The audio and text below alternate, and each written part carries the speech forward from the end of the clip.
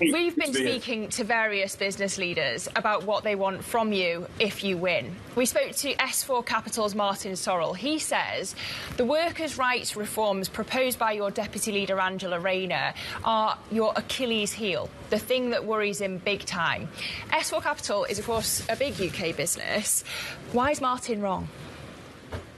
Good morning. Yes, look, it's a significant day, and it is the terrain that we want to fight the general election on. We think the performance of the British economy and what that's meant for living standards and public services and for the burden of taxation in the UK is one that can be improved upon, and that is at the heart of Labour's plans. And what Rachel will say today, it's great to have this endorsement by so many significant business figures. I would push back on what Martin has said about the plan to make work pay.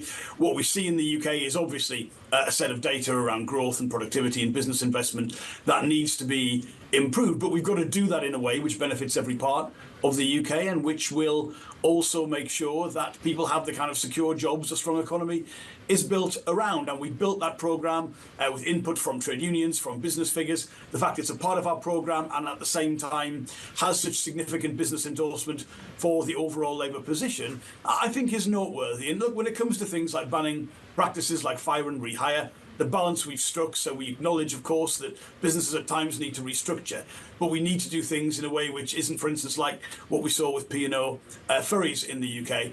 Let's be clear, the majority of business leaders in the UK value their workforce, they want to invest in their workforce, they recognise talent is their major asset, and they want to do the right thing by them. So I think Labour's agenda, we call it pro-work and pro-business, is at the heart of what the UK needs going forward into the next government.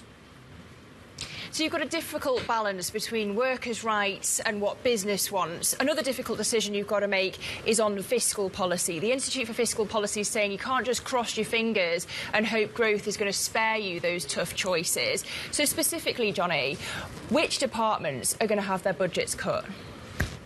Look, I understand because of the position the UK is in and the Conservative Party's spending plans, the 1% rise in real terms spending and what that means for non-protected departments, that people ask that question. But of course, at the heart of Labour's plans is a belief that the economy can grow more strongly. And I think we've got very strong reasons to say why that is the case. And the reason people are paying in the UK a historically high tax burden for quite poor public services is that lack of growth. And so if you look at the specifics of what Labour has put forward, look at our plans, for instance, on a better relationship with the European Union, specifics like a veterinary agreement, an SPS agreement, mutual recognition, professional qualifications, labour mobility. These are practical things that will improve the competitiveness and investability of the UK and make growth perform more strongly. Look at our flexibilities around the apprenticeship levy, giving businesses the chance to currently use what is an underspend that would go back to the Treasury to invest in their workforce. Look at our plans for stability and industrial strategy. These are practical, measurable things that will improve the performance of the UK economy. And it's that message of optimism, of a stronger economy going forward, that we think is central to the message we want to convey in the election and frankly, what we want people to support when it comes to their choices on the 4th of July. Johnny, when you talk about that closer relationship with the EU, if not in the first term, if we get a second-term Labour government, if indeed we get a first-term Labour government, if we get a second-term Labour government, would you rule out a customs union with the European Union, given that on some basis, from the number crunching of our own team at Bloomberg Economics, you could be adding 4% of GDP to the UK with a customs union agreement?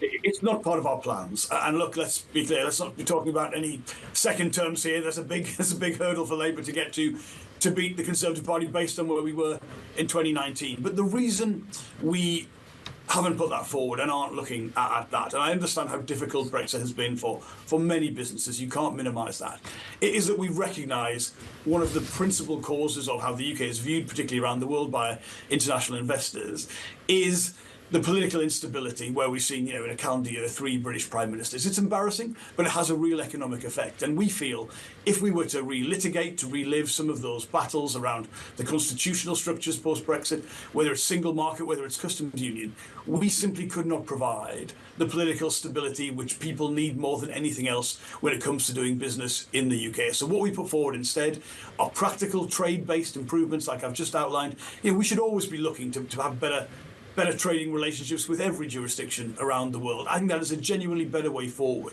And it's not about the politics. It's about how can we give people some confidence that the political instability of the UK would turn a corner if a Labour government is elected. And I think, to be honest, it is quite noteworthy that maybe for the first time I'm aware of, we can make a case to businesses in the UK and say the political risk in this election is the continuation of a Conservative government, which is, flopping one way or the other.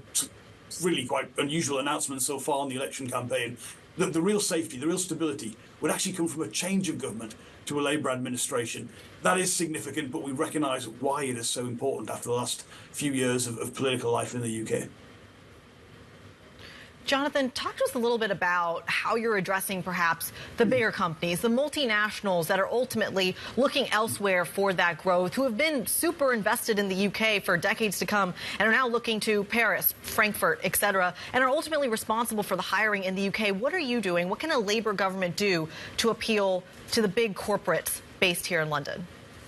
Yeah, absolutely. It's a conversation I unfortunately have found myself having on several occasions, even in sectors where, to be frank, I would think the UK has a historical and competitive advantage over a competitor like France. I'm talking about obviously pharmaceuticals and life sciences, and even in some areas of fintech.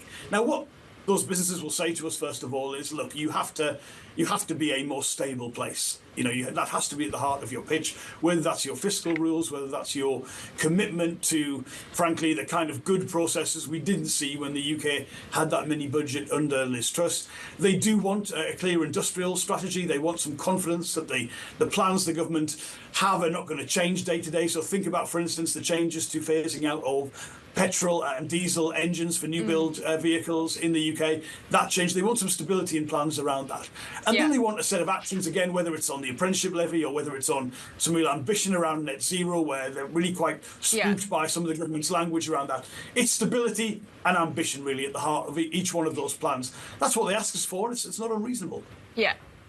So, Johnny, they want stability. Let me ask you about China and your position compared to the US and the EU in response, the level of protectionism that you'd be offering, because it's a choice on EVs, for example, between protectionism and giving poor Brits the access to those electric vehicles.